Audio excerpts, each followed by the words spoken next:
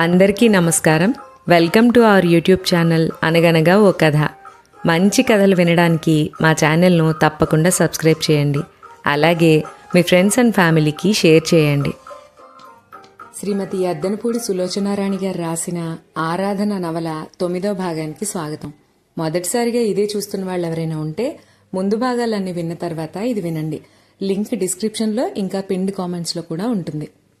అనంత్ గుండెల్లో పిడికిలి బలంగా బిగించి గుద్దినట్టుగా ఉంది. వచ్చిన వాళ్ళంతా వెళ్ళిపోయారు.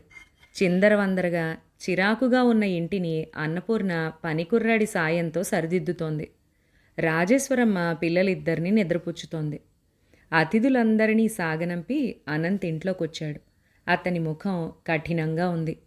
కళ్లలో మనసులో ఉడికిపోతోన్న ఆగ్రహావేశాల తాలూకు సెగలు పొగలుగా ప్రతిఫలిస్తున్నాయి. సరాసరి అన్నపూర్ణ దగ్గరకు వచ్చాడు. అన్నపూర్ణ కడిగిన గాజు ప్లేట్లన్నీ టేబుల్ మీద పేర్చి ఒక్కొక్కటి బట్టతో జాగ్రత్తగా తుడిచి అల్మారాలో పెడుతోంది.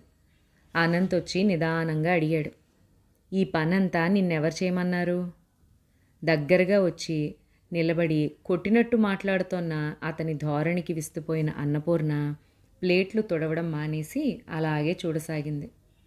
ఎవరైనా ఇంటికొస్తే జడ వేసుకోకుండా మాసిన చీరతో ఎదురొచ్చి వాళ్ళందరూ నిన్ను నేనెంత కష్టపెడుతున్నానో కళ్ళారా చూసేలా చేస్తావన్నమాట. అదేనా నీ మనసులో ఉద్దేశం? రెట్టిస్తున్నట్టుగా అడిగాడతను. క్షణంసేపు అతని వైపు చూసిన అన్నపూర్ణ మళ్ళీ తల వంచుకుని తన పని చూసుకోసాగింది. చెప్పు, మాట్లాడమే. అన్నపూర్ణ సమాధానం చెప్పలేదు, తల ఎత్తలేదు. నేను నిన్నెప్పుడైనా బయటికి రావద్దన్నానా? నలుగురిలో కలవద్దన్నానా? నువ్వు నా భార్యవని చెప్పుకోవడానికి సిగ్గుపడ్డట్టుగా నేనెప్పుడైనా ప్రవర్తించానా? చెప్పు, మాట్లాడు. అనంత ఆవేశంతో అన్నపూర్ణ మోగదన్నమాట మరిచిపోయి సమాధానం కోసం నిగ్గదీయసాగాడు. కళ్లల్లో ఊపికి వస్తున్న నీళ్లని బలవంతంగా నిగ్రహించుకోవడానికి విశ్వ ప్రయత్నం చేస్తోంది అన్నపూర్ణ. ఇతనికి ఇలాంటి కళలు చాలా ఉన్నాయి. ఎప్పుడు కోపం వస్తుందో తెలీదు, ఎందుకు సంతోషం కలుగుతుందో అర్థం అవదు. హఠాత్తుగా విరుచుకుపడతాడు. అర్థం లేకుండానే ఆప్యాయతతో కరిగిస్తాడు. ఈ విచిత్ర మనస్తత్వానికి తట్టుకోవాలంటే ఎదుటివాళ్ళు స్పందన అనేది ఎరగకుండా మరబొమ్మల్లా ఉండాలి. అది అన్నపూర్ణకి చేత కావటం లేదు. అన్నపూర్ణ మౌనం అనంత్కి అప్పుడప్పుడు వెర్రెక్కిస్తూ ఉంటుంది. ఈరోజు కూడా అలాగే అయింది. తనలో ఉన్న కోపం అంతా అన్నపూర్ణ చేతిలో ఉన్న ప్లేటు మీద చూపిస్తున్నట్లుగా చటుక్కున అది లాక్కుని సాధ్యమైనంత బలంగా గోడకేసి విసిరేశాడు. అన్నపూర్ణ దిగ్భ్రాంతి చెందినట్లుగా నిలబడిపోయింది. గాజు ప్లేటు గోడకేసి కొట్టుకుని 100 ముక్కలై నేల మీద పడింది. ఏమిట్రాది? రాజేశ్వరమ్మ పరిగెత్తుకొచ్చింది. అనంత్ అన్నపూర్ణ వైపు వేలు పెట్టి చూపిస్తూ తల్లితో అన్నాడు, క్షణక్షణం నాకు పిచ్చెక్కించేట్లు ప్రవర్తిస్తున్న ఈ మనిషిని తక్షణం ఇంట్లోంచి పంపించేయమ్మా, వెంటనే పంపించేయి అని అన్నపూర్ణ వైపు తిరిగి, నీకు ఎదుటి వాళ్లతో మాట్లాడే శక్తి లేదు కానీ వెర్రెక్కించే శక్తి మాత్రం అపారంగా ఉంది అనేసి అక్కడి నుంచి సుడిగాలిలాగా వెళ్ళిపోయాడు. ఏమిటి పూర్ణ, ఇంతవరకు బాగానే ఉన్నాడుగా, ఇంతలో ఏమైంది? విసుగ్గా, అసహనంగా, అలసటగా అడిగింది రాజేశ్వరమ్మ. అన్నపూర్ణ దించిన తల ఎత్తలేదు. ఇంతసేపటి నుంచి నరంలోని శక్తిని కూడదీసుకుని బలవంతంగా అదిమిపెట్టి ఉంచిన దుఃఖం కట్టలు తెంచుకుని ప్రవహిస్తున్నట్లుగా బొటబొట కన్నీరు కారసాగింది. బాగానే ఉంది వరస అంటూ వెళ్ళిపోబోయిన రాజేశ్వరమ్మ వెనక్కు తిరిగి గంటు పెట్టుకున్న ముఖంతో, ఒక్కటి మాత్రం గుర్తుపెట్టుకో, నువ్వు ఇంట్లో ఉండదలుచుకుంటే మా అందరి మనసు, ముఖ్యంగా వాడి మనస్సు కనిపెట్టి మసులుకోవడం నేర్చుకోవాలి అనేసి వెళ్ళిపోయింది. ఇన్ని రోజుల తర్వాత కొడుకు కాస్త ఆనందంగా ఉండే రోజులొచ్చాయి. ఈ ఆనందంలో ఎటువైపు నుంచి ఎలాంటి అపశృతి వినిపించకూడదని ఆవిడ గాఢమైన వాంఛ. అప్పుడేదో అవసరం కోసం చేసుకున్నా ఇప్పుడు పరిస్థితులు చక్కబడ్డాక కొడుకు మోగ స్త్రీ అయిన భార్యతో కాపురం చేయడం, అందరిలా తను ఆమెని ఎక్కడికి తీసుకువెళ్ళలేకపోవడం, ఆ వైపు నుంచి అన్ని ఆనందాలు అతను పొందలేకపోవడం చూస్తే ఆవిడకి కాస్త బాధగానే ఉంది. తను తొందరపడి మూగపిల్లను అంటగట్టానేమో అనిపించసాగింది. ఉదయం నుంచి క్షణం విశ్రాంతి లేకుండా తిరిగి విందు అన్ని విధాల అత్యద్భుతంగా ముగిసేందుకు పాటుపడినందుకు ఇది ప్రతిఫలం. అన్నపూర్ణకి మొదటిసారిగా జీవితం మీద విరక్తి లాంటిది కలిగింది. అన్నపూర్ణతో ఘర్షణగా మాట్లాడిన తర్వాత అనంత్ ఇంట్లో ఉండకుండా బయటికి వెళ్ళిపోయాడు. పని కుర్రాడు కూడా ఇంటికి వెళ్ళిపోయాడు. రాత్రికి వస్తాడో రాడో, ఎంతో సంతోషంగా ఉన్నామనుకున్న రోజునే ఏదో ఒక చిరాకు. రాజేశ్వరమ్మ సణుక్కుంటూ వెళ్ళి వీధి తలుపు గడియ వేసొచ్చి పడుకుంది. ఆవిడకి త్వరగానే నిద్ర పట్టేసింది. అన్నపూర్ణకి నిద్ర రావడం లేదు. మాటి మాటికి అత్తగారు అన్న మాటలే గుర్తుకొస్తున్నాయి. అంటే ఆవిడ ఉద్దేశ్యం ఇక ఈ ఇంటిలో తన అవసరం తీరిందనా? అసలు అనంత్కి అంత ఆగ్రహం రావాల్సిన పని తనేం చేసింది? రోజు పనితో కుదరనప్పుడు ఎలా ఉంటుందో ఈరోజు కూడా అలాగే ఉంది. తను అలా వాళ్ళ అందరి మధ్యకు వెళ్ళడం తప్పేమో. మామూలుగా అయితే వెళ్ళేది కాదు. కానీ ఆ పసివాడి ఏడుపు, అది తనలో యుక్తాయుక్తం నశింపజేసింది. పసివాడు గుర్తుకు రాగానే అన్నపూర్ణ ఆలోచనలు మరోవైపు మళ్ళాయి. తనని వాళ్ళు మోసం చేశారు. తనది అనుకున్న ప్రపంచం సర్వనాశనం చేశారు. పైపెచ్చు ఎదురు తననే అంటున్నారు. ఏమిటి అన్యాయం? తనకి మాట్లాడే శక్తి లేదనేగా. మాట్లాడగలిగే ఉంటే ఈరోజు అత్తగారిని భర్తని ఎన్నెన్ని మాటలు అడిగి ఉండేది. అయినా అనంత్కేం తక్కువ? ఇంత క్రితం ఆమె అన్నట్లు 1,00,000 మంది దొరుకుతారు. అన్నపూర్ణ హృదయం తూట్లు పొడిచినట్లుగా ఉంది. అవసరానికి వాడుకుని అవసరం తీరిన తర్వాత పనికిమాలిన వస్తువుని గిరాటు కొట్టినట్టుగా వాళ్ళు నిర్లక్ష్యంతో బయటికి గెంటకముందే తనే తప్పుకోవడం మంచిది కదూ. అవును, అన్నపూర్ణ హృదయం 1000 కంఠాలతో ఘోషించసాగింది. రాత్రి చాలా పొద్దుపోయింది. ఆలోచనలతో నిద్రపట్టని అన్నపూర్ణ అలాగే కూర్చుంది. అవతలి గదిలో అత్తగారు పిల్లలు గాఢ నిద్రలో ఉన్నారు. వీధి తలుపు తట్టిన శబ్దం అయింది. అనంత్ వచ్చాడు. క్షణంసేపు వెళ్ళి తలుపు తీయటమా మానటమా అని సందేహిస్తూ కూర్చుండిపోయింది. అమ్మా, పూర్ణ! అనంత్ ఇద్దరి పేరు మీద పిలుస్తున్నాడు. ఒకవేళ అత్తగారు లేచినా తననే కేకవేస్తుంది. అన్నపూర్ణ తప్పనిసరిగా లేచి వెళ్ళింది. తలుపు తెరవగానే అనంత్ వెంటనే లోపలికి రాలేదు. గుమ్మం అవతల నిలబడే అన్నాడు. నువ్వేనా? నాకు తెలుసు నువ్వే తీస్తావని, నేనొచ్చే వరకు నిద్రపోవని. అన్నపూర్ణ అతన్ని పరీక్షగా చూసింది. మామూలుగానే ఉన్నాడు. అతని నుంచి ఎలాంటి మత్తు ద్రవ్యాల వాసనలు రాలేదు. యువతలకొచ్చేసింది. మర్నాడు సాయంత్రం రోజు కంటే త్వరగా ఇంటికొచ్చేసిన అనంత్ ఇంట్లో కాలు పెడుతూనే పూర్ణ పూర్ణ అని కేకలు పెట్టాడు. ఏనాడు లేనిది ఈరోజు ఆ పిలుపులో ఆప్యాయతుంది, అధికారం కూడా ఉంది.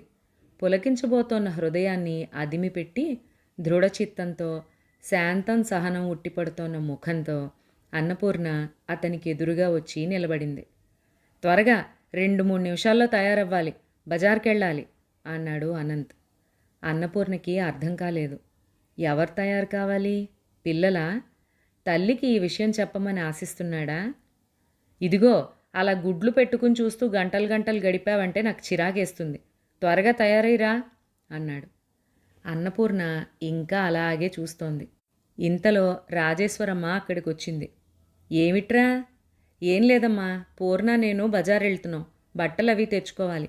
పనికుర్రాణ్ణి బాబుని కాస్త అలా పక్కకు తీసుకెళ్ళమని చెప్పు, మేం వెళ్ళటం చూస్తే ఏడుస్తాడేమో.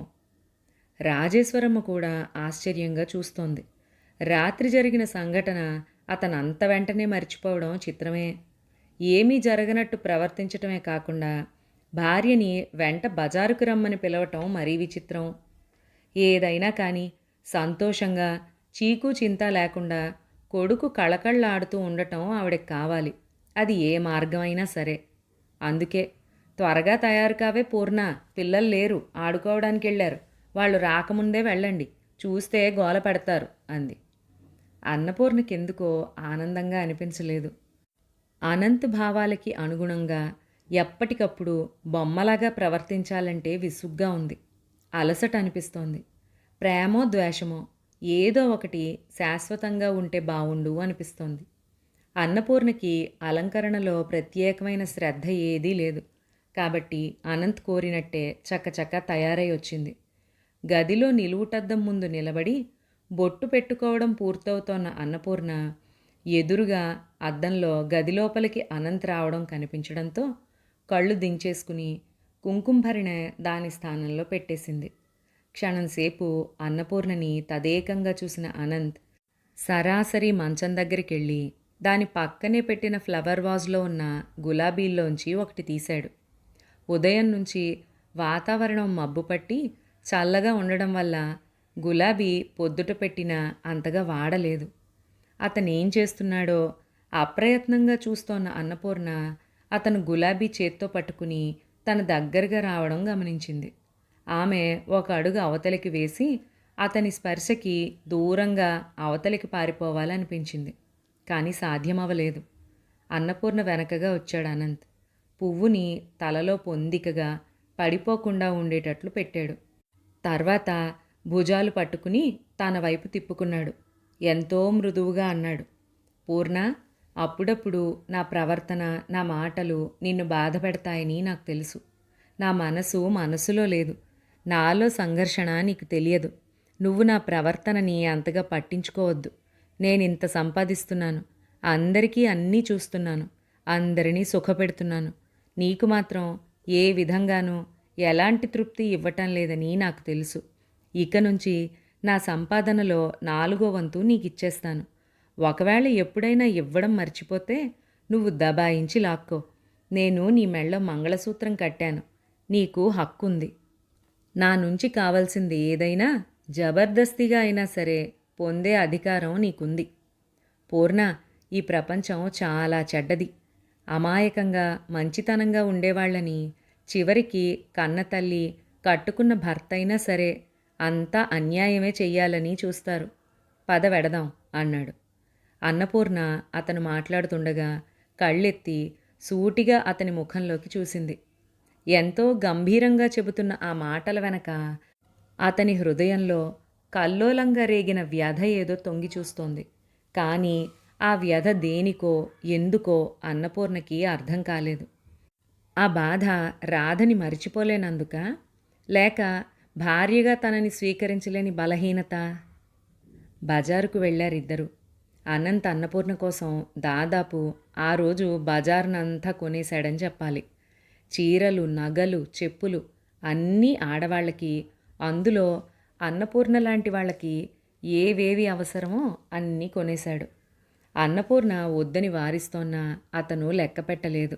ఇంటికి తిరిగి రాగానే తల్లికి చూపించాడు. రాజేశ్వరమ్మ ముఖంలో ప్రసన్నత ఎగిరిపోయింది. కొంటే కొన్నావు గాని అన్నీ ఒకసారెందుకురా? అప్పుడప్పుడు తలా ఒకటి కొంటే పోయేదిగా. ఒకేసారి ఇంత డబ్బు ఖర్చెందుకు? మళ్ళీ డబ్బుకి ఇబ్బంది అయితేనో అంది.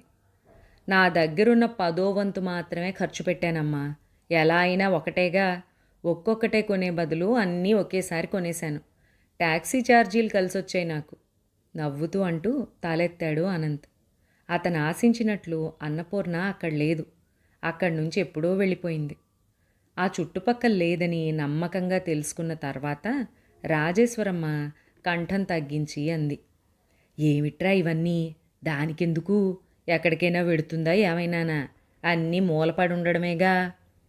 లేదమ్మా, ఇక నుంచి అన్నపూర్ణని నీడలా నా వెంటే ఉంచుకుంటాను. ఎక్కడికి వెళ్ళినా వెంట తీసుకువెడతాను. నోరు విప్పి మాట్లాడగలిగిన అందరు ఆడపిల్లల కంటే నోరు లేని అన్నపూర్ణ ఎన్నో విధాల ఎంతో నయం. అనంత్ కంఠం ఎలాగో అయ్యింది. నెమ్మదిగా అన్నాడు, ఒక్కోసారి ఆ పిల్ల కళ్ళలో నా పట్ల గల ఆరాధనని, గౌరవాభిమానాలని గమనిస్తే నాకే సిగ్గేస్తుంది. నాకంత అర్హత, అధికారం ఉందా అనిపిస్తుంది. అనంత్ కంఠం జీరపోయింది. దూరంగా చూస్తూ గతస్మృతులతో ఆలోచనల అలల మీద తేలిపోతున్న వాడిలా అన్నాడు, ఒకసారి రాధని నేను ఇలాగే ఆరాధించాను. ఎన్నెన్నో ఊహించుకునేవాడిని, ఏవేవో అనుకునేవాడిని. కానీ ఏ ఒక్కదానికి రాధ నుంచి ప్రతిస్పందన ఉండేది కాదు. ఎంతో బాధ అనిపించేది, ఎంతో నిరాశ అనిపించేది. అయినా సరే ఆ బాధని బిగపట్టుకుని సహనంతో మళ్ళీ మళ్ళీ ప్రయత్నించేవాడిని. ఇప్పుడు నా స్థానంలో అన్నపూర్ణ ఉంది. నేను పడిన బాధ పూర్ణని పడనివ్వను. నాకు జరిగిన అన్యాయం అన్నపూర్ణకి జరగనివ్వను. కొడుకనేదేమిటో, అతని ధోరణేమిటో రాజేశ్వరమ్మకి బొత్తిగా అంతుపట్టని దానిలాగా కూర్చుండిపోయింది. పూర్ణా! రాత్రి చాలా పొద్దుపోయిన తర్వాత అనంత్ పిలిచాడు. అన్నపూర్ణ పడుకుంది. రాజేశ్వరమ్మ పిల్లలు నిద్రపోయి చాలాసేపయింది. అన్నపూర్ణ నిద్రపోకుండా ఉంటే ఈ ఒక్క పిలుపుకి తప్పకుండా లేచొస్తుంది. మంచం మీద పడుకుని చేతిలో పుస్తకం పట్టుకుని గుమ్మం వైపు చూస్తున్నాడు అనంత్. ఆ రోజు ఎందుకో ఉదయం నుంచి అతని మనసు అన్నపూర్ణ చుట్టూ తిరుగుతోంది. అతని ఊహ నిజమైంది. అన్నపూర్ణ నిద్రపోలేదు. అడుగుల సవ్వడి వినపడి అనంత్ పుస్తకం పక్కన పెట్టేసి తలనొప్పిగా ఉన్నట్టు కణతలు చేత్తో పట్టుకుని కళ్ళు మూసుకున్నాడు. అన్నపూర్ణ గుమ్మం దగ్గరగా వచ్చి ఆగిపోయింది. అతను కళ్ళు తెరిచి చూస్తూ అన్నాడు, తలనొప్పిగా ఉంది. అన్నపూర్ణ అలాగే చూస్తోంది. అంటే తల పట్టమనా? అదే ఉద్దేశ్యం అయితే స్పష్టంగా ఎందుకు చెప్పడు? లైటు తీసేసి వెళ్ళిపో అన్నాడు. అన్నపూర్ణ టేబుల్ దగ్గరగా వచ్చింది. అనంత్ కళ్ళు తెరిచి రెప్ప వాల్చకుండా చూస్తున్నాడు. అతని చూపుల్ని ఎరగనట్టుగా అన్నపూర్ణ వెళ్ళి లైటు తీసేసింది. తిరిగి వెళ్ళిపోవడానికి గుమ్మం వైపు తిరిగింది. 2 అడుగులు వేసింది. పమిట కొంగు దేనికో గట్టిగా పట్టుకుంది. బలంగా లాగినా రాలేదు. చెయ్యి చాచి కొంగు చివర చూసింది. అది అనంత్ గుప్పిట్లో చిక్కుకునుంది. పమిటని పట్టుకుని దగ్గరగా మెల్లమెల్లగా లాగుతున్నాడు. నిన్నివాళ బజారుకు తీసుకెళ్ళాను, ఇన్ని కొనిపెట్టాను. నాకు ప్రతిఫలంగా చిన్న బహుమతి ఏదీ లేదా?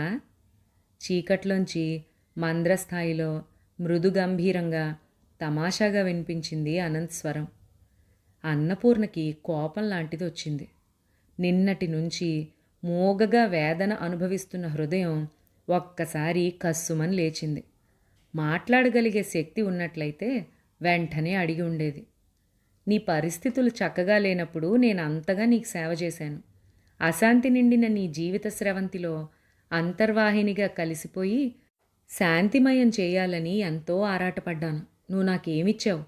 కనీసం నా మనసేమిటో, నా మనసులో ఆలోచనలేమిటో తెలుసుకోవాలన్న కోరికైనా ఉందా నీకు అని. అనంత్ తలనొప్పి అనేది కేవలం వంకని, ఆ సాకుతో దగ్గరికి పిలిచాడని ఆ క్షణంలోనే గ్రహించి వేసిన అన్నపూర్ణ అతని చేతి నుంచి పమిట కొంగు విడిపించుకోవాలని, తక్షణం ఆ గదిలోంచి దూరంగా పారిపోవాలని ఎంతగానో పెనుగులాడింది. కానీ చివరికి విజయం అనంత్కే లభించింది. ఓటమి పొంది అతని చేతుల్లో బందీగా చిక్కిపోయిన అన్నపూర్ణ మనసు అతని పట్ల ఏవగింపుతో, కోపంతో, అసహ్యంతో నిండిపోయింది. దాదాపు 1 నెల రోజులు గడిచాయి. అన్నపూర్ణ పట్ల అనంత్ ప్రవర్తన ఒకే రీతిగా, ఒకే పంథాలో ఉంది. ఇప్పుడు అనంత్ అన్నపూర్ణకు సంబంధించిన ప్రతి విషయంలోనూ జాగ్రత్త తీసుకుంటున్నాడు. తాను వెళ్ళే ప్రతి చోటికి వెంట రమ్మని కోరుతున్నాడు. ఒక్క పార్టీలకు మినహాయించి అన్నపూర్ణ అతని వెంట ఎక్కడికి వెళ్ళడానికైనా సిద్ధపడుతుంది. పార్టీలంటే అన్నపూర్ణకి తగని భయం. అక్కడ 10 మంది ఉంటారు. వాళ్ళ మనస్తత్వాలు రకరకాలుగా ఉంటాయి. వాళ్ళందరితో మాట్లాడలేని తను వెలివేసినట్టుగా ఉంటుంది. అలా నలుగురిలో కూర్చున్నప్పుడు ఈ మాట్లాడలేని అసక్తత కొండంతగా మారి గుండెలని నొక్కివేస్తుంది. పైనుంచి అంతా విచిత్రంగా చూస్తారు. ఈ అమ్మాయి అనంత్ 2వ భార్యట కదూ, మాట్లాడలేని మూగదటిగా ఎలా చేసుకున్నాడు? అసలు అంత త్వరగా మొదటి భార్యని ఎలా మరిచిపోగలిగాడు? మగవాళ్లే అంతలెద్దు. నయమే, మూగదనే సంకోచం లేకుండా వెంటేసుకుని 10 మందిలో బాగానే తిప్పుతున్నాడు. ఇలా రకరకాల మాటలు వినిపిస్తాయి. అనంత్ బలవంతం మీద 1-2 సార్లు విధి లేక అతని వెంట వెళ్ళిన అన్నపూర్ణ ఇలాంటి వ్యాఖ్యానాలకి గురయ్యింది. ఇవన్నీ అనంత్ చెవుల వరకు వెళ్ళవు.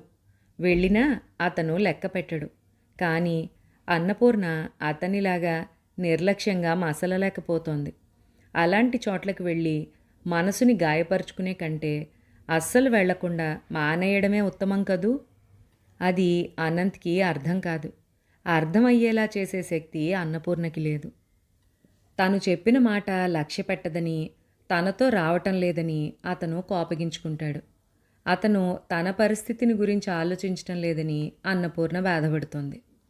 ఇద్దరి మధ్య ఇలాంటి చిన్న చిన్న కయ్యాలు వచ్చినా అనంత్ ప్రవర్తనలో మార్పేమీ లేదు. దాన్ని బట్టి అతను తనని భార్యగా స్వీకరించాడనే నమ్మకం ఇప్పుడిప్పుడే కాస్త కలగసాగింది. ఆ నమ్మకంతోనే మళ్ళీ నెల తప్పిందని తెలిసినప్పుడు అన్నపూర్ణ సిగ్గు విడిచి, సంకోచం అదిమిపెట్టి, సంతానం మీద తనకెంత ఆపేక్ష ఉందో మొదటిసారిగా వివరంగా అనంత్కి ఉత్తరం రాసింది. అందులో తను ఇక్కడికి వచ్చినప్పటినుంచి జరిగిన సంఘటనలని, తను పడిన వేదనని పొందుపరిచింది. కానీ అన్నపూర్ణ ఎంతో ఓపికగా, ఎంతో శ్రద్ధగా, ఎంతో ప్రయాసపడి రాసిన ఆ ఉత్తరం అనంత్ చేతికి ఇవ్వనేలేదు. ఈలోగా కొత్త పరిస్థితులు ముంచుకొచ్చాయి. అనంత్తో పాటు ఈ మధ్య పాండురంగారావు అనే మరో ఇంజనీరు కలిశాడు. ఇద్దరూ స్నేహితులయ్యారు. కలిసి పనిచేయడం ప్రారంభించారు. ఇద్దరూ సమర్థులే, సరళ హృదయులే. ఎదుటివారి మనసు ఆకలింపు చేసుకుని ప్రవర్తించగల నేర్పు ఇద్దరిలోనూ ఉంది.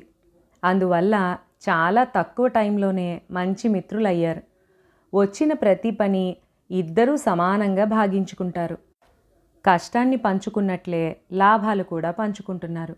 రెండు కుటుంబాలు చాలా సన్నిహితం అయ్యాయి. పాండురంగారావు గారికి అక్క కూతురు ఉంది. ఆమె పేరు సరోజ. మేనకోడలంటే అతనికి చిన్నప్పటి నుంచి ప్రాణం. దగ్గరుంచుకుని చదువు సంధ్య చూస్తున్నాడు. సరోజ పియూసీ పాస్ అయి BAలో చేరింది. 20 సంవత్సరాలు పైబడిన 18 నిండి నిండనట్టుగా తెల్లని శరీరఛాయతో, పొంకంగా ఉన్న అవయవాలతో, సన్నగా నాజూకుగా అరవిచ్చిన గులాబీలా ఉంటుంది సరోజ. అందానికి తోడు అలంకారం మరింత ఆకర్షణ తెచ్చిపెడుతోంది. సరోజకి ఏ సమయానికి ఎప్పుడు ఏ విధంగా డ్రెస్ చేసుకోవాలో బాగా తెలుసు. దానికి తోడు మంచి మాటకారి. ఆ పిల్ల సమక్షంలో టైం ఇట్టే గడిచిపోతుంది. మాటలు చూపులు ఎదుటివారిని గిలిగింతలు పెట్టేట్లు చిలిపిగా ఉంటాయి. సరోజ మొట్టమొదట్లో మేనత్తతో పాటు కలిసి వచ్చేది. తర్వాత ఒక్కర్తే రావడం ప్రారంభించింది. అనతి కాలంలోనే ఆ అమ్మాయికి అనంత్ ఇంట్లో చనువు బాగా ఎక్కువైంది. అలా ఎక్కువ కావడానికి రాజేశ్వరమ్మ కారణమని అందరికీ తెలుసు. ఆ పిల్లంటే ఆవిడికి ఎక్కడ లేని అభిమానం. చీటికి మాటికి ఏదో వంకతో రమ్మని కబురు చేస్తుంది. ఆ అమ్మాయి కోసం ప్రత్యేకంగా ఫలహారాలు తయారు చేయమని అన్నపూర్ణని ఆదేశిస్తుంది.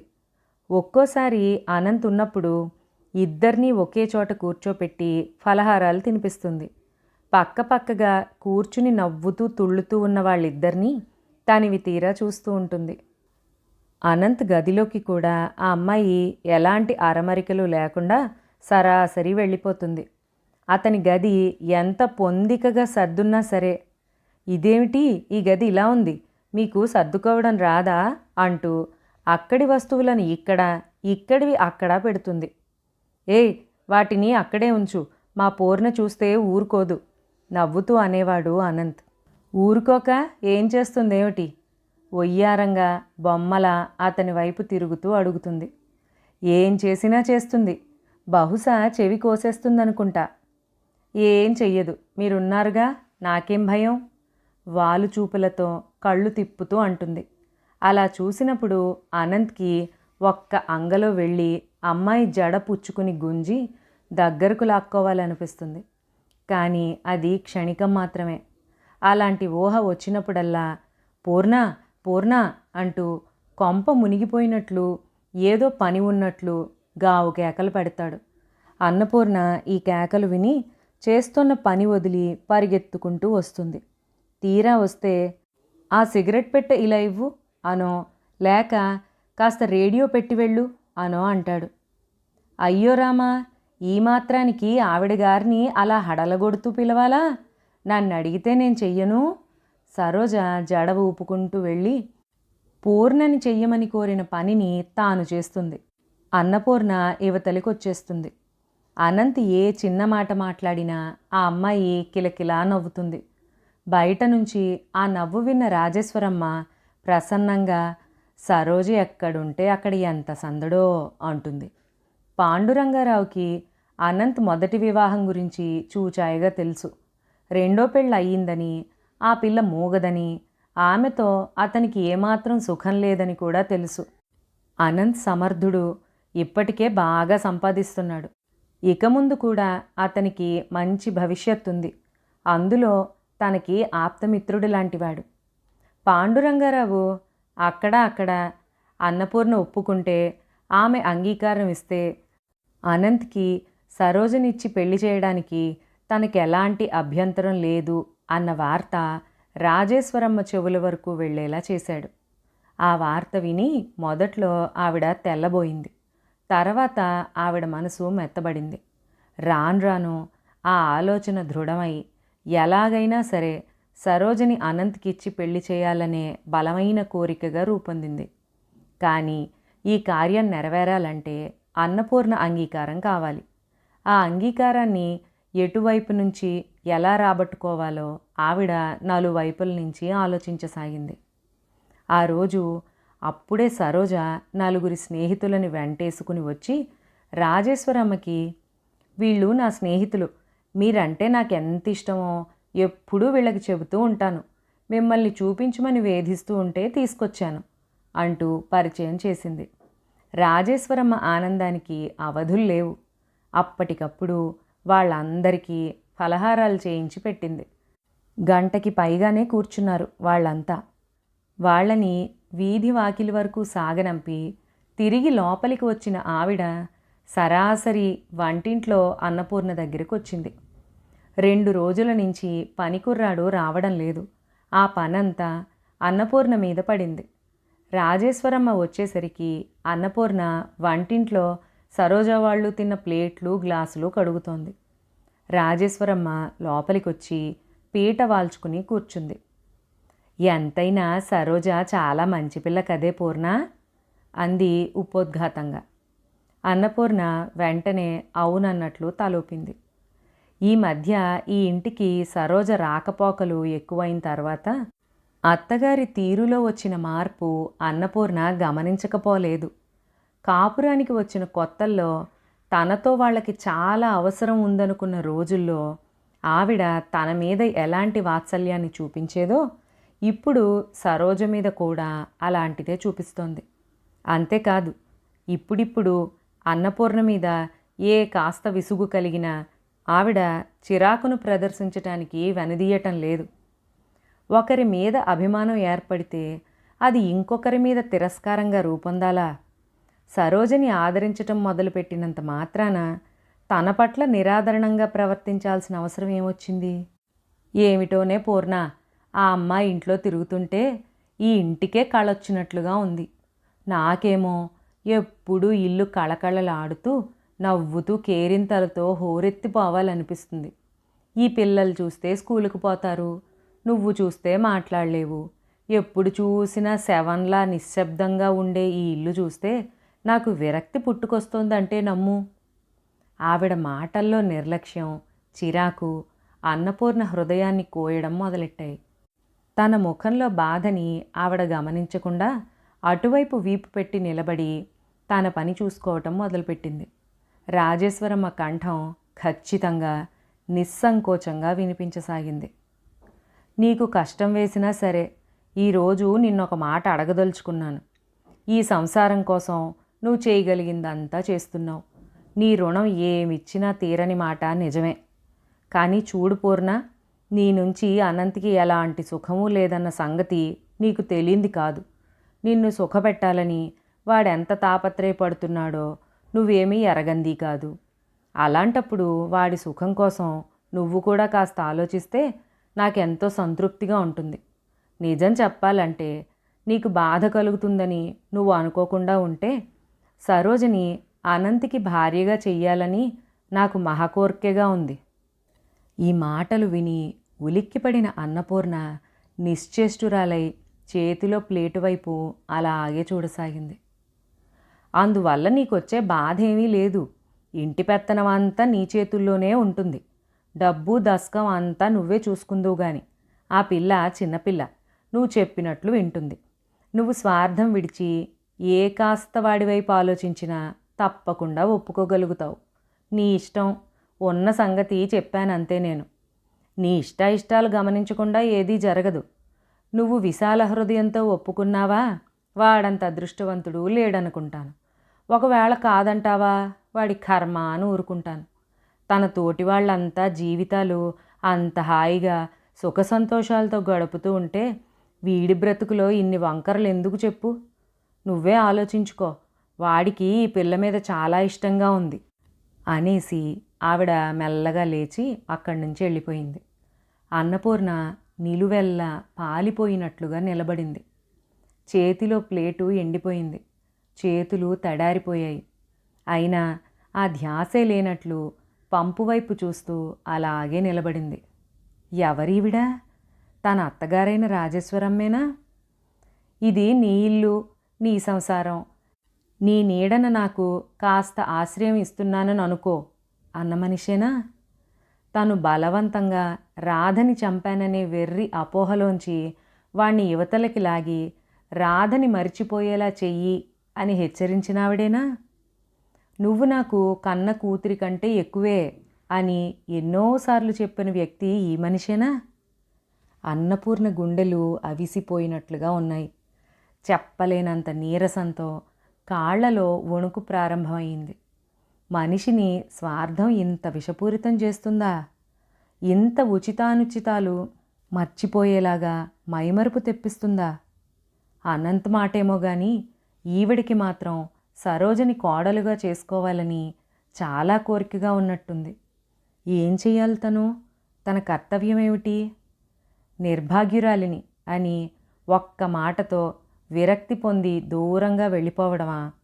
లేక నిలబడి అదృష్టంతో అత్తగారితో పోరాడడమా? అన్నపూర్ణకి ఎటూ తోచడం లేదు. అనంత్ని అడిగేస్తే ఏం చెబుతాడు? అతను స్వయంగా చెప్పలేక తల్లి చేత చెప్పించాడేమో. సరోజ మీద వాడికి మనసుంది అని ఆవిడ స్పష్టంగానే చెబుతోందిగా. ఆ తల్లి కొడుకుల మధ్య రహస్యాలుండవు. ఒకళ్ళకి తెలియకుండా మరొకరికి ఏదీ జరగదు. ఇది బహుశా అతనే చెప్పించుంటాడు. అన్నపూర్ణ మనసు చీకట్లో దారి తప్పిపోయిన చిన్న పిల్లలాగా భయంగా, అయోమయంగా, కంగారుగా అయిపోయింది. అన్నపూర్ణకి ఆ రోజు పోస్టులో పినతండ్రి దగ్గర నుంచి ఉత్తరం వచ్చింది. అందులో ఆయన, మీ పిన్నికి ఒంట్లో బాగాలేదు, 4 రోజుల నుంచి మూసిన కన్ను తెరవకుండా ఉంది, డాక్టర్ టైఫాయిడ్ అంటున్నారు, మంచంలోంచి లేవని నాకు ఇంట్లో ఈ చిన్నపిల్లలతో చాలా అవస్థగా ఉంది, నీ అత్తగారు భర్త అనుమతిస్తే అక్కడ నీకు ఎలాంటి ఇబ్బంది లేకపోతే ఒక్క వారం రోజులు వచ్చి వెడితే చాలా సంతోషిస్తాను అని రాశాడు. పినతండ్రి రాసిన ప్రతి ఉత్తరంలాగానే అన్నపూర్ణ దీన్ని కూడా 1కి 2 సార్లు చదువుకుంది. ఆ ఉత్తరంలో ఉన్న అక్షరాల వెనక మంచంలో లేవలేని పినతండ్రి, పడకేసి సుస్తీగా ఉన్న పినతల్లి, అతిగారాభం వల్ల ఏ పనిరాని పిల్లలు, అశాంతికి నిలయంగా మారిన ఆ ఇల్లు కళ్ళకి కట్టినట్టుగా కనిపించాయి. 4-5 రోజుల క్రితం అత్తగారు అనంత్కి మరో వివాహం ప్రసక్తి తెచ్చినప్పటి నుంచి అన్నపూర్ణ మనసు పంజరంలో పిట్టలాగా గిలగిలలాడుతోంది. ఏ మూల నుంచి ఏ కాస్త అవకాశం చిక్కినా విషప్రాయంగా కనిపిస్తున్న ఈ పరిసరాల నుంచి ఎగిరి అవతలికి వెళ్ళిపోవాలని తహతహలాడుతోంది. ఈ ఇంటితో తనకెలాంటి అనుబంధమూ లేదు. తను ఉందని సంతోషించేవాళ్ళు కానీ, లేదని బాధపడేవాళ్ళు కానీ ఇక్కడ ఎవ్వరూ లేరు. నిజం నిర్మోహమాటంగా ఒప్పుకోవాలంటే అసలు అనంత్ పరిస్థితులు అప్పుడలా దిగజారబట్టే తను ఇక్కడికి రాగలిగింది. తన నుంచి వాళ్ళకొక అవసరం కలిగింది. ఆ అవసరానికి పెళ్ళి అని పేరు పెట్టి తీర్చుకున్నారు. అంతకంటే ఇంకేమీ లేదు.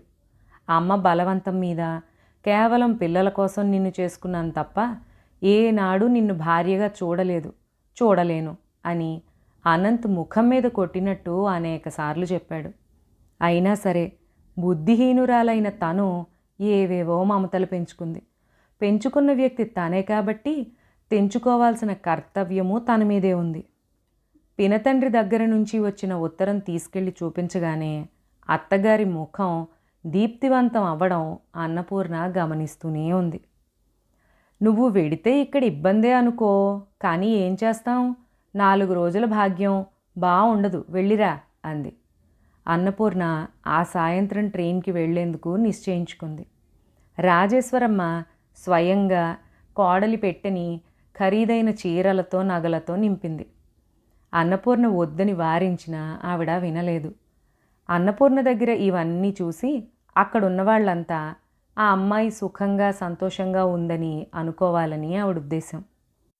సాయంత్రం ఇంటికి రాగానే అన్నపూర్ణ ప్రయాణం ఏర్పాట్లను చూశాడు అనంత్. ఊరి నుంచి వచ్చిన ఉత్తరం తల్లి ఇవ్వగా చదివాడు. అన్నపూర్ణ వెళతానని బయలుదేరినందుకు అతనేమీ అనుకోలేదు. కానీ ముందుగా వచ్చే వరకు ఆగి తనతో సంప్రదించి తన అనుమతి తీసుకోలేదనే ఆగ్రహం వచ్చింది. ప్రయాణమై వెళ్ళేటప్పుడు తనతో చెప్పటానికి వచ్చిన అన్నపూర్ణతో తనకు కష్టం కలిగించిన విషయం చెప్పి ఇంకెప్పుడు ఇలా చెయ్యవద్దని మందలించి, త్వరగా తిరిగొచ్చేయి, నాకిక్కడ ఎలాగో ఉంటుంది అని హెచ్చరించాలని ఎదురుచూడసాగాడు. అన్నపూర్ణ బయలుదేరే సమయం దగ్గరకొచ్చింది. గదిలోనే కూర్చుని ఉన్నాడు అనంత్. అన్నపూర్ణ కోసం ఎదురు చూస్తున్న అతనికి నీట్గా టాయిలెట్ అయ్యి చేత్తో 2 టికెట్లు పట్టుకుని, మీరు లేవాలి, రవీంద్ర భారతిలో మంచి డాన్స్ ఉంది, టికెట్లు తెచ్చాను అంటూ సుడిగాలిలాగా దూసుకు వచ్చిన సరోజ కళ్ళెదురుగా నిలబడింది. నేనిప్పుడు రాలేను సరోజ, తలనొప్పిగా ఉంది విసుగ్గా అన్నాడతను. అదేమిట్రా అలా అంటావు, పాపం నీకోసం ఎంతో కష్టపడి టికెట్లు తెచ్చిందట అంది రాజేశ్వరమ్మ. అనంత్ మాట్లాడలేదు. కొడుకు మనసులో ఉద్దేశం ఇట్టే కనిపెట్టేసిన దానిలాగా ఆవిడ, అన్నపూర్ణతో స్టేషన్కి నేను ఎడుతున్నానులే అంది. సరోజ బలవంతం చేయడంతో అనంత్ తప్పనిసరి లేచి బట్టలు మార్చుకుని తలదువ్వుకున్నాడు. అతడు సరోజతో బయటికి వచ్చేసరికి ముందు గదిలో బెడ్డింగ్ పెట్టి ఉన్నాయి. అన్నపూర్ణ బాబునెత్తుకుని ఆడిస్తోంది. నౌకరు టాక్సీ కోసం వెళ్ళాడని రాజేశ్వరమ్మ చెప్పింది.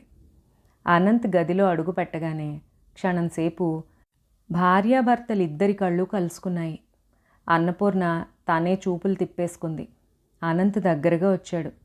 డబ్బేమైనా కావాలా అని అడిగాడు. అవసరం లేదన్నట్టు తల ఊపింది. ప్రతిదానికి వద్దు అనడం తప్ప నీకేం తెలీదు, ఇవిగో తాళం చెవులు, డబ్బు కావాలంటే బీరువాలో ఉంది, తీసుకెళ్ళు అనేసి తాళం చెవులు అన్నపూర్ణ మీద పాడేసి వెళ్ళిపోయాడు. సరోజ ఎవరిదో కారు అడిగి తీసుకొచ్చింది. చక్కచక్క నడుస్తూ వెళ్ళిపోతోన్న వాళ్ళిద్దరినీ అన్నపూర్ణ తదేకంగా చూసింది. తమాషా, అన్నపూర్ణ గుండెల్లో ఎలాంటి సంచలనం లేదు. అనంత్ తన మీద గిరాటు వేసి వెళ్ళిన తాళం చెవులను భద్రంగా తీసుకెళ్ళి అతని గదిలో డ్రాలో ఉంచింది.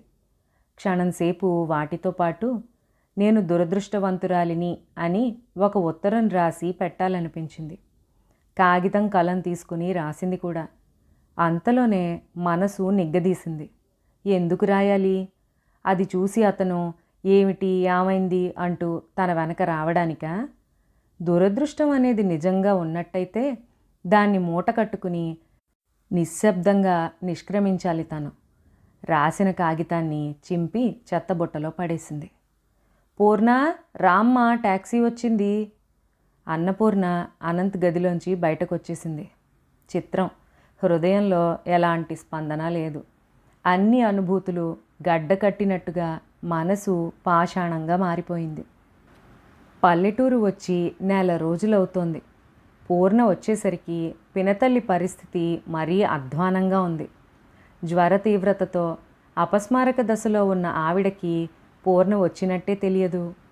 కొద్దిగా జ్వరం వస్తున్నప్పుడే జాగ్రత్తగా ఉండకుండా తల నిండా చన్నీళ్ల స్నానం చేయడంతో, పూజలు పునస్కారాల పేరుతో ఒంటికి తడిబట్టలు చుట్టుకోవడంతో జ్వరం తీవ్ర రూపం ధరించడమే కాకుండా న్యూమోనియాలోకి కూడా దింపిందని డాక్టర్ చెప్పాడు. ఆయన చెయ్యవలసిన వైద్యం అంతా చేశాడు, అయినా తగ్గలేదు. ఊళ్ళో వాళ్ల సలహా మీద ఖర్చులకి చూడకుండా పక్కూళ్ళో ఉన్న పెద్ద డాక్టర్ని తీసుకొచ్చి కూడా చూపించారు. ఆయన వచ్చిన 5 నిమిషాలలో రోగి పరిస్థితి పరీక్ష చేసి ఇక మీదట లాభం లేదని, సమయం మించిపోయిందని పెదవి విరిచాడు. అన్నపూర్ణ వచ్చిన వారం రోజులకి ఆవిడ అవిటివాడైన భర్తని, చేతికి ఇంకా అందిరాని 4 పిల్లల్ని వదిలి ఇహలోకం విడిచింది. ఇరుగు పొరుగు వచ్చారు. దగ్గర దగ్గర చుట్టుపక్కల ఊళ్ళల్లో ఉన్న బంధువులు కూడా వచ్చి చూసి వెళ్ళారు. వచ్చినప్పటి నుంచి అన్నపూర్ణకి ఊపిరి పీల్చుకోవడానికి కూడా వీల్లేనంత పని. తెల్లవారుజామున 4ంటికి లేస్తే మళ్ళీ రాత్రి ఏ 11 గంటలకో పడుకోబోయే వరకు వంచిన నడుం ఎత్తకుండా ఒకటే చాకిరి. శరీరం ఎంతగా అలసిపోయినా, ఎంత బడలికతో మంచం మీద పడుకున్నా విపరీతంగా నీరసం అనిపిస్తే తప్ప వెంటనే నిద్ర పట్టేది కాదు. కాస్త తీరిక చిక్కిన ఆ సమయంలో మనసు పరిపరి విధాల పోయేది. అనంత్ ఎలా ఉన్నాడు? అత్తగారు ఏమంటుందో? పిల్లలేం చేస్తున్నారు? ఇవే ఆలోచనలు. తాను ఉన్నప్పుడు తన చుట్టూ అంతగా తిరిగే బాబు ఒక్కసారైనా పిన్ని కోసం అడిగాడో లేదో? ఒకవేళ ఆ పసివాడు అడిగినా ఆ పెద్దవాళ్ళు క్షణంలో వాణ్ణి మరిపించగలరు. ఆ శక్తి సామర్థ్యాలు వాళ్లకున్నాయి. రాత్రి పొద్దుపోయిన ఆ ఏకాంత సమయంలో ఒంటరితనం గూడు కట్టుకున్న అన్నపూర్ణ హృదయం ఎంత నిగ్రహించుకుందామనుకున్నా సాధ్యం కాకుండా బాబు కోసం అర్రులు జాస్తూ ఉండేది. మళ్ళీ అంతలోనే విరక్తి కలిగేది. ఎవరు వాళ్ళు? తనకి ఏమీ కాని వాళ్ల కోసం ఎందుకింత ఆలోచన? ప్రేమించాలన్నా, సేవ చెయ్యాలన్నా ఈ ప్రపంచంలో మనుషులే లేరా? వాళ్ల మీద ఉన్న ఈ అనుబంధం ఎప్పటికైనా తెంచుకుని తీరాల్సిందే. అది ఇప్పుడే ఈ క్షణంలోనే ఎందుకు కాకూడదు? కానీ అన్నపూర్ణకి అది అనుకున్నంత సులభంగా కనిపించటం లేదు. తెంచుకోవాలని నిర్ణయించుకుని విరక్తి కల్పించుకుని కూడా మనసు మళ్ళీ మళ్ళీ పదే పదే వాళ్లపైనే మళ్ళుతోంది. ఎందువల్ల? పూర్ణ పినతల్లి పోయిందన్న వార్త తెలియగానే రాజేశ్వరమ్మ వచ్చింది. ఆవిడ ఉన్న ఆ 4 రోజుల్లోనూ అన్నపూర్ణ పట్ల చూపించిన ఆప్యాయతని, ఆదరణని చూసి ఇరుగు పొరుగు ముగ్ధులయ్యారు. అన్నపూర్ణ అదృష్టం సాటిలేనిదని కొనియాడారు. అలాంటి అత్తగారిని పొందినందుకు ఆ అవిటి జీవితం ధన్యమైంది అన్నారు. రాజేశ్వరమ్మ అన్నపూర్ణతో సంప్రదించకుండానే, రంగనాథం గారు ప్రత్యేకంగా కోరకుండానే తనంతట తనే ఆయనతో, పూర్ణని కొద్ది రోజులు అట్టే పెట్టుకోండి. ఆడది లేని ఇల్లు, పిల్లలతో పాపం మీకు కష్టం. మీ పరిస్థితులు చక్కబడిన తర్వాత పంపుదురుగాని అంది. ఆయన కృతజ్ఞతతో కళ్ళనీళ్ల పర్యంతం అయ్యారు. అన్నపూర్ణ అంగీకరించినట్లు కనిపించలేదు. తటస్థంగా ఉండిపోయింది. రాజేశ్వరమ్మ వెళ్లే ముందు కోడలిని అడిగింది. సరోజ సంగతి ఏం ఆలోచించావే పూర్ణ? వాళ్ళు ఆ అమ్మాయి పెళ్లికి తొందరపడుతున్నారు. మీ ఇష్టం, నాదేం లేదు అన్నట్టు సంజ్ఞ చేసింది అన్నపూర్ణ. రాజేశ్వరమ్మ కోడలిని దగ్గరకు తీసుకుని బుగ్గలు పుణికింది. ఎంతో ఆప్యాయత నిండిన స్వరంతో అంది. నా బంగారు తల్లివి, నీ కొండంత బుద్ధి నాకు తెలుసులేమ్మా. నువ్వు కాదనవని నాకు తెలుసు. నీ అంత మంచి పిల్లని కోడలిగా పొందడం కేవలం నా అదృష్టం అనుకో. ఆనందాతిశయంతో ఆవిడ ఇంకా ఏదేదో చెప్పేస్తోంది. అన్నపూర్ణ మధ్యలోనే ఆవిడ చెయ్యి మెల్లగా తప్పించుకుని వెళ్ళిపోయింది. అత్తగారి దగ్గర నుంచి దొడ్లో ఉన్న బాదం చెట్టు నీడలోకి వెళ్ళి నిలబడింది. కళ్ళల్లో నీళ్లు రావడం లేదు. గుండెల్లో దుఃఖం అనే మాటే లేదు. కానీ మనసు నిండా భరించశక్యం కాని మాటలు, వాటి సెగలు పొగలు ఒళ్ళంతా వ్యాపిస్తున్నట్లు తీవ్రంగా ఉంది. ఇదే ఇదివరకైతే అత్తగారి ఆ స్పర్శ, మాటల్లో ఆత్మీయత పన్నీటి జల్లులాగా కనిపించేది. కానీ ఇప్పుడు విషప్రాయంగా తోస్తున్నాయి. ఎందువల్లనో అన్నపూర్ణకి వివేకం వచ్చింది. ఇప్పుడిప్పుడే అసలు స్వరూపాలు తెలుస్తున్నాయి. ఏం ప్రపంచం ఇది! ఒట్టి స్వార్థపరులది. బలవంతులు బలహీనులని అణగదొక్కటంలోనే ఈ లోకంలో సంతోషం బతుకుతోంది. నోరు లేని వాళ్ళంటూ చాలామంది ఉన్నారు. కాబట్టే నోరుగల కొద్దిమంది పెత్తనం చెలాయించి రాజ్యం ఏలగలుగుతున్నారు. ఎదిరించటానికి కానీ వ్యతిరేకించటానికి కానీ ఎలాంటి శక్తి లేని పిరికివాళ్ల ఆశల సమాధుల మీద శక్తిమంతుల ఆనంద సౌధాలు నిర్మించబడుతున్నాయి. బలం ఉంటేనే బ్రతుకు. శక్తి సామర్థ్యం గల నేర్పరులకి క్రీడాస్థలం అయిపోయిన ఈ ప్రపంచంలో తనలాంటి అల్పులకి అవిటివారికి స్థానం ఎక్కడా? వాళ్ళ చేతుల్లో కీలుబొమ్మలుగానో బానిసలుగానో అవడం మినహాయించి. రాజేశ్వరమ్మ వెళ్ళిపోయే రోజు దగ్గరకొచ్చింది. వెళ్లే ముందు ఆవిడ కోడలి చేత భర్త ద్వితీయ వివాహానికి తను మనస్ఫూర్తిగా సమ్మతిస్తున్నట్లు కాగితం మీద సంతకం పెట్టించుకోవడం మాత్రం మరిచిపోలేదు. అన్నపూర్ణ సంతకం చేసింది.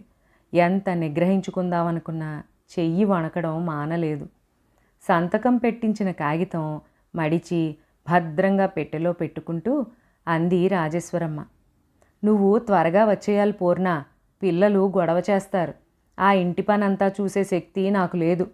నువ్విక్కడ పరిస్థితులు చక్కబడగానే ఉత్తరం రాయి, నేను మనిషిని పంపుతాను.